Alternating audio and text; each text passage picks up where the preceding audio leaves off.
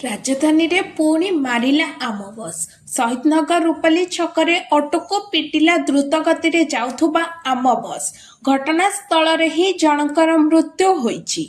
तेबे घटना को नहीं तीव्र उत्तेजना देखा जाइछि, जहाँ पर घटनास्थल रे डीसीपी जगमोहन मीना पहुंची परिस्थिति को नियंत्रण करिसेंति। उत्त्यक्त लोके रास्तारोक करबा बेले डीसीपी पहुंची बुझासुझा करबा परे सामान्य नियंत्रण को परिस्थिति आसीछि। सूचना अनुसार रूपाली छक ट्राफिक रे गोटे शिक्षानुष्ठान बस ठिया होई रहिथिला। ता पछरे थिला ऑटो रे जणे महिला यात्री सह ड्राइवर थिले। ई समय रे आम बस द्रुत गति रे आसी ऑटो पछको धक्का देतिला। ऑटोटी सामने थिबा बस मध्यरे चापी होई जाइथिला, जहा फल रे ऑटोरे थिबा व्यक्तिंकर घटनास्थल रे ही मृत्यु होईछि।